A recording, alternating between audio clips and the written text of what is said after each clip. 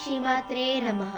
कुचौ सद्यस्विद्या कुचौ सद्यस्विद्या घटघटितकूर्पासभिदुरौ घटघटितकूर्पासभिदुरौ कषन्तौ दोर्मूले कषन्तौ दोर्मूले कनककलशाभौ कलयता कनककलशाभौ कलयता तव त्रातुं भङ्गा तव त्रातुं भङ्गा दलमितिव लग्नं तनुभुवा दलमितिव लग्नं तनुभुवा त्रिधानद्धं देवी त्रिधानब्धं देवी त्रिवलिलवलीवल्लिभिरिवा त्रिवलिलवलीवल्लिभिरिवा कुचौ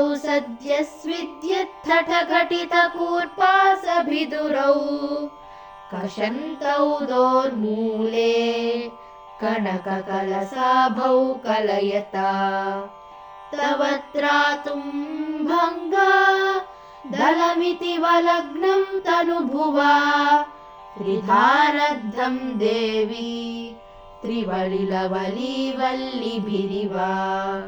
ॐ श्रीमात्रे नमः।